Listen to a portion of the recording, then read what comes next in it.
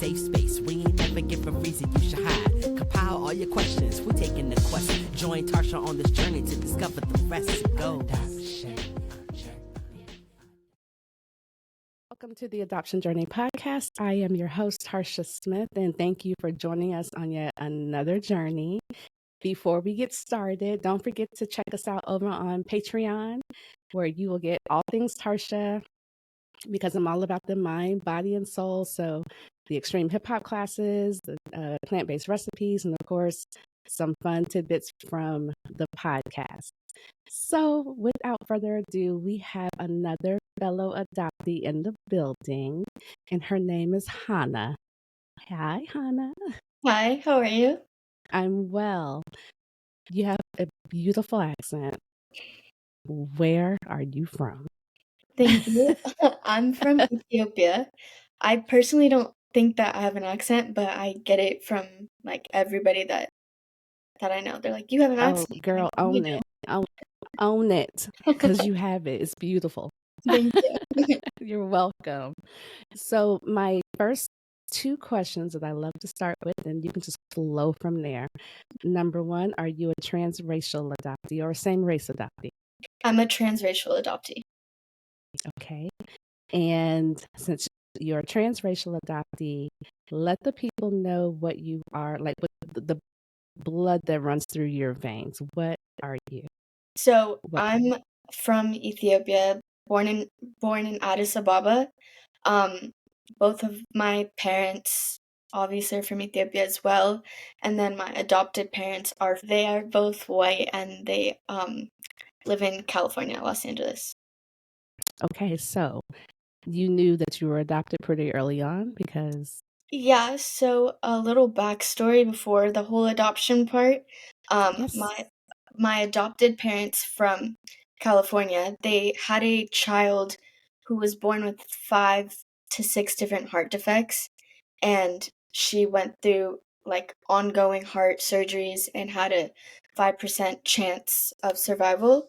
So they wanted to help kids from poor countries who also needed heart surgery, and then they were just going to send them back to their country and with their family after their health issues were solved. But for me, I was living on the streets with my family, and I wasn't getting the proper like health care that I needed after my heart surgery. So after like maybe it was like 4 to 6 different times, they were having some struggles with adoption agencies and stuff like that, but they were able to adopt me when I was 4.5 years old. Oh, wow. Yeah. Okay. That's interesting. Yeah, That's it's a a little one of a different. kind story. That's real different. Mhm. And so at 4, I don't know if you can remember back this far, but how, because you were with your birth family and then not. Do you Yeah. remember that transition? Yeah, I honestly I remember like when like I have an older brother in Ethiopia as well, and I have a younger brother who was born after I came to the United States, so I've never met my younger brother. But my Okay. older brother and I, we would go just like walk up and down the streets in Ethiopia, and we'd like sell gum for 5 cents. Like that was what Gum, we like did. chewing gum? Yeah, chewing gum for 5 cents, Wow. just to make money for our family. Right. I do remember that. Yeah. So how does a 4.5-year-old feel to be with your family and then to be with another family who doesn't look like me and in a whole other country? I definitely feel like when you're 4, you start to kind of realize like I'm kind of understanding life and how things work, but I still don't think one understands where they are or what they're doing. So when I did come here, I didn't know any English, and my parents, my adopted parents, they obviously didn't know my language that I spoke. So Oh, girl. we had a really like a barrier of like just not knowing what I wanted or what they were asking me. So they they took me to this place called Little Ethiopia in Fairfax in Los Angeles. And Okay. it's like a little community that has like maybe 4 to 5 different Ethiopian restaurants, and of course has Ethiopians. So we were able to translate, like, all she wants to do is sleep and rest. She doesn't want to eat because, I come here and all I have in my face are like soccer balls. I have toys. I have everything given to me, and like it's obviously it was too much for It's me. overwhelming. Yeah, and I didn't understand that. Um and I also didn't even understand what a house was. Like I walked in my adopted parents' home, and I walked in the home and I just pulled down my pants and went to the bathroom because I thought that was normal. I didn't know what a toilet was. So I had to really seriously learn, like, basically I was potty trained at like 4.5, 5 years old. I had to learn what a house was, what a fork and spoon, just like very basic things that a Basic 4-year-old knows. and I things didn't that know. we take for granted Hmm. because we live in a house, we have a bathroom, wow. Wow. Yeah. So your did your I don't know if you know the answer to this, but did your parents not know that when they adopted you that they were going to have these issues that you literally had to learn everything? I think it was a learning aspect on both sides, like my parents and myself.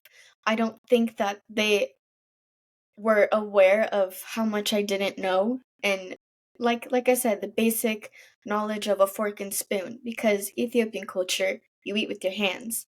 So Right. I'm over here eating like spaghetti and meatballs with my hands. Anything that I saw was food, I just ate with my hands. So I think for them, they were like, "Whoa," like they were a little shocked. Um, and then for Right. me, I was just like, why are you giving me this? What's Like, the problem? yeah, like, Right. yeah, restaurants. Seriously, we went to restaurants and I would still eat with my hands because that was just natural to me. Like, it was literally, I Right. still to this day love to eat with my hands. So it was just little things that I had to learn all over Yeah, that's your again. culture for sure. Girl. So take me to school. At what age do you start going to this American school? Because had you hadn't been to school either. I take okay. So Take me to school. when I was in Ethiopia, obviously when I came here, I was old enough to go into kindergarten. I didn't do Right. preschool. So that in itself, like, was very hard, interesting, and different for me. I'm surrounded by all white kids and nobody that looked like me. I grew up in the suburbs, Agora Hills, California, which is near Calabasas, so it's like very well known to be white if you look left and right. So I was confused. I was super shy. I didn't really talk to a lot of people. And when I did start making friends, I still was an outcast. I have always felt like an outcast because I either didn't have the same hair as them, I didn't have the same, just, I would, maybe etiquette would be the right word. I don't know. I just didn't know how Mhm. to properly like talk to them. Um yeah, it was different, I would say. And I got bullied a lot too because, who's this Mm, African American who doesn't look like us wanting to right. play handball with us? And a lot of them probably had never seen anybody that looks like you. Yeah, No. that was a culture shock for everybody, I'm Mhm. sure. Yeah. Do you, as time goes on, you get through your elementary school years, are you struggling in school academically because of this? Are you doing okay? I did when I was in elementary school. They put me in special ed because Okay. their thing was language and the language barrier, which when you're 4, you're still really like quick to learn things. So I Right. adapted English. I caught on super quickly too. Um, but within the education system, they thought that it wasn't enough for me to take regular classes, so I was put in special ed all the way through ninth grade of all of my schooling. And Mm, I was super ahead, of course, in my special ed classes, because I was like, I know this stuff. I know I can do it. This is right. You way really too. didn't need to be there. No, They just they just put me in there. And with this LVUSD, just their and system, and it's hard. and with your parents, and again, you may not know the answer. Were Mhm. they not aware that academically, at some point, like she's fine. She doesn't need to be No, in there. they were very aware, and they really tried to get me out of it, but Okay. with special ed, it's you have to go through an IEP, you have to go through many Right. different steps Right. that Right. I don't know, it took way too long to get out of, but my parents were fighting for me to get out of it as much as I wanted out of Okay. it. Okay. Now, were they able to keep you connected to your Ethiopian culture? Um, Because you when said it's when you were little, they took you to. Can you tell me the name of the place again that they took it's you to? called Little Ethiopia. Little Um, Ethiopia. Did they keep yeah, you so connected? I would say yes and no Okay. because love deep down my parents, but I don't Yeah. think they knew how to raise a child of color. Um, Mm, because again, it's not something that everyone's used to. So oh, I for sure. acclimated to their lifestyle, their culture. Um, so yeah, I don't. It wasn't really incorporated, but Okay. as I did get older, I was able to be like, oh, like we should go to an Ethiopian restaurant, or I want to learn more about my roots. So it was more of me bringing attention to it, and they were wanting to explore it with me. Now, let me ask you this question. I love that you're doing that. I've talked to other transracial adoptees and who were not asking to be acclimated. Like you said, take me to an Ethiopian restaurant. Let's do that. Do you think it's up to the child to say, "Hey, can we do this concerning my culture?" Or if the child doesn't say anything, should the parent say, should it be the parent's responsibility? What do you think? I think that's really hard to answer because I do feel that every adoptive parent is different in the way they raise their kids. I mean, my dad has told me countless times that he raises his kids in differently, all of us differently, because we all need different care and nurture. But I do feel that Mhm. adoptive parents should be more aware of what they're getting into. When I mean that, I mean like they should be willing to do it on their own without the kid having to say something. But Gotcha. I also understand if the kid is willing to say something that the kid should bring attention to it. Got it. Yeah, I wanted to know once you got out of the special ed classes and now we're in high school, because high school can be a whole lot of things. How are you acclimating at this point in the game? What was high school like for you? And are you High still the only little beautiful brown girl? so I'm in college now, but high school I would say was very interesting because that's when you like start to like a guy or start to be like, oh, like, you start to just like a lot of things. And when it came to like Mhm. relationships, I didn't have anyone that I was like, oh, I really think that boy's cute. But when I did, it was a white boy who Mhm. didn't understand me, I guess I would say. Um, and throughout our Hmm. relationship towards the end, he became like very racist, like telling me like I dated you so I could tell my friends I dated a pet monkey, just like some very un just not a lot of things that I'm still trying to deal Oh, with, but they man. don't understand. Um yeah, so I feel like it was really challenging because I did go through a lot of small microaggressions, small racism things that I just thought was normal because I've already been used to it. So I didn't think that like it shouldn't happen. I was just like, oh, Wow. okay. That's interesting. You had normalized it because Hmm. this is just what you had been doing. Exactly. Wow.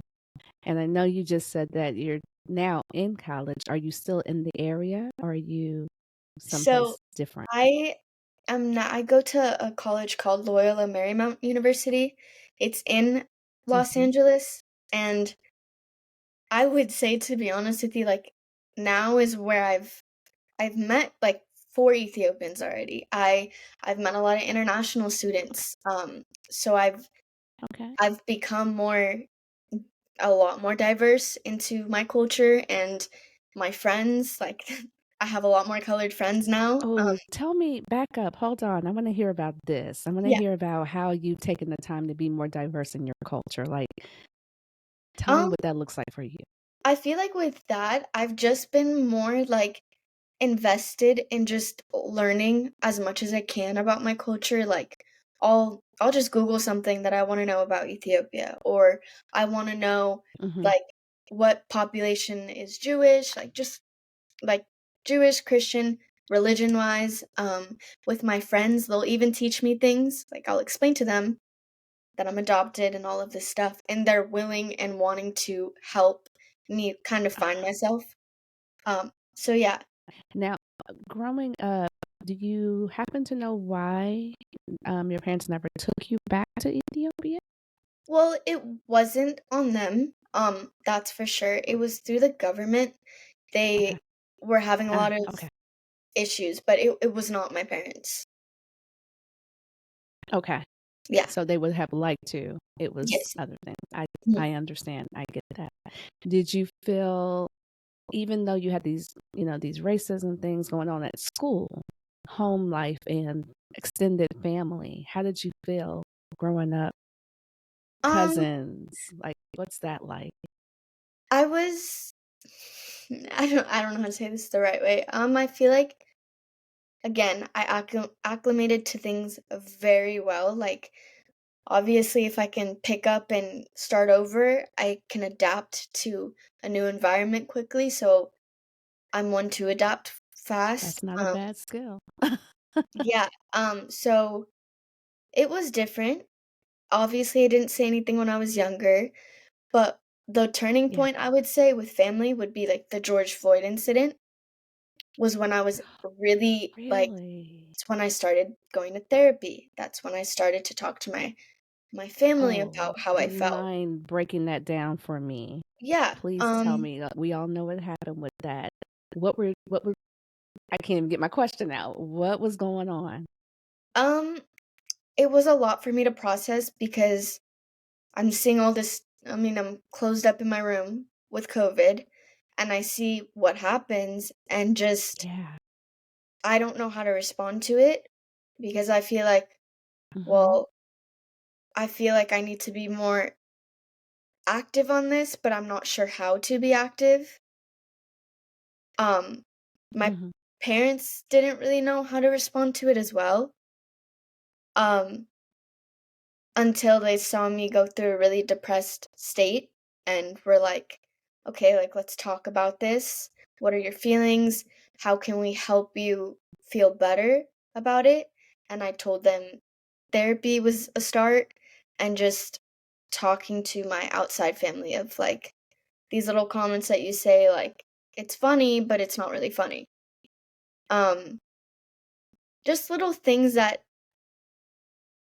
I don't know how to explain it. Just things that you wouldn't think w a family member would say, but they W- do w- say it because it's more ignorant than anything. Right. One thing I know I've heard transracial adoptees talk about when it comes to this incident Mhm. um, is that they begin to see people's true colors Mhm. because of social media Yeah, and family and close friends would post things and they were just like, oh, this is how you really feel. So were you experiencing something like that as well? yeah, I Huh. feel like with That's my age group with social media and George Floyd, like, that was a whole thing in itself Yeah. of some of my friends reaching out Right. to me, others being like, "Why aren't you posting about Black Lives Matter? Like, you're Black." There were just a lot of different things that I was receiving from it that I also didn't So know you're how to getting it from feel. both sides. Yes, yeah. So I didn't know how to feel. Oh, yeah. I'm glad you mentioned therapy. Mhm. So is this something you said, okay, I need to go to therapy, or did you speak to your parents and this is a consensus that you came to and then you started? We all kind of agreed to it because I I've never been a person to express my emotions the proper way. I usually just kind of hold things in, and then when it gets really bad, I'll explode. But when I say explode, I mean just like get frustrated or cry over it. So I think that's Mhm. what happened with George Floyd, the incident, and my emotions. And my parents were like, "We need to get you help. We want to help you, but we don't know how to do it the proper way." So I, yeah. I, I love that. And I think when it comes to that George Floyd incident, not only was it that, but COVID wreaked havoc on people's mental health because we were all locked up Hmm. and everything was closed. Right. Right. And if you weren't going outside on your own, my family, like, we went bike riding every day just to get out of the house. Hmm. But if you weren't doing that kind of stuff and you're just in the house and you're just consuming, Right. and then all this stuff started happening, and then you're on social media, it was a lot. So Mhm. I can, and it's, like you said, with your generation, that whole social media game, y'all take that seriously. Yeah. I mean, It's it's rough. it's it's a lot, but it's also an outlet for a lot of people, and it also can be very dangerous, Mm, especially for my age. So I'm yeah. thankful for what I saw, what I read, because it helped me open my mind more about things. So at this point now, are you still in therapy, or was that for a moment in time? It was for a moment in time, but I definitely take different actions to make sure I'm in the right headspace by journaling, um, just like lots of affirmations, just a lot of things that I've learned from my therapist. And Hmm. one thing that she taught me was just to kind of, because I never felt pretty, like when I was growing up, I never felt pretty. All my friends were white, Let me stop you blonde. right there. Yeah. Let me stop you right there. Let me give you your flowers right now. You are beautiful. Thank you. I don't let anybody tell you nothing different from this day moving forward. Girl, you Thank got you. it going on, girlfriend. And period. Don't let anybody else tell you nothing else. Thank you. Okay, I'm done. I just want you to know. Thank you. Yeah. I don't, So and I like, know, so it's mental, and I know, like, what you might see, but I'm telling you what the world sees. You're yeah. beautiful. Thank you. Period. Thank you. Yeah. I You're mean, welcome. all my friends were white, blonde, blue eyes, and the guys that I thought were cute would go to my friends. It was just like, whoa, until I I came to get it. LMU I was do when I get it. yeah. And the reason why I can tell you I get it, because I'm same race adoptee, but my parents, I was in a we were the only blacks on the block at the time. Mm, I was often the only little black girl at school, or one of very few. So I understand what it's like to be in those spaces. mhm. I too went through the whole thing where I wanted to flip my hair back, and, like, Yeah, because that's what you're seeing and that's right. what's quote unquote beautiful in the blue. I get it. Been there. But I'm so Yeah, far removed, because do you see the curls? Do you see the neck? I mean, I'm back to my or trying to get back to my curly hair because, I straightened my hair to fit in. I I pretty much Yeah, took I did it every too. measures that I could to fit in. Mhm. So To I to think fit in. Been that there. I get yeah, it. it's I hard, get it. but now that I've done it, I'm appreciative that like I went through that to get to where I am again.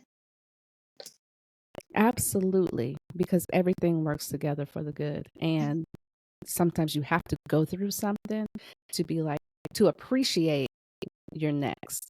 Right. So I totally understand it. And as hard as it is, sometimes you gotta enjoy the process. And sometimes that process can be rough. Yeah. But sometimes we gotta go through the process to get to the other side. And it seems like that's what's happening with you, and it's okay. Like, I feel like you're gonna be good. Yeah. Like you're gonna be fine. So talk to me.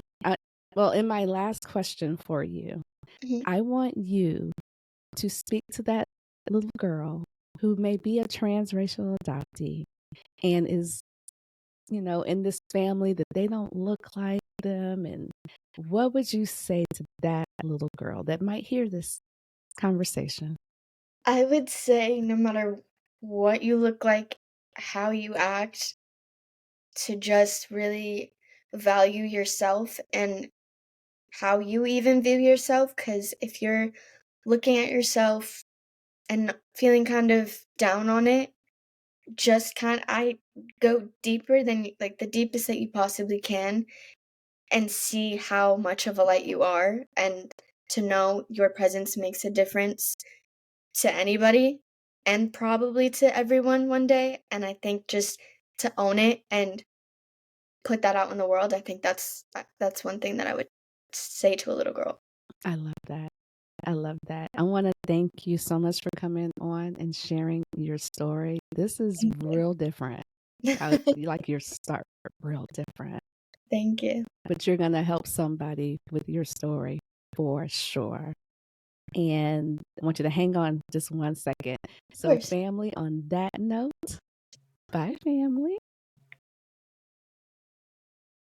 Journey on. You need a pie with the good. Oh yeah, what is the one?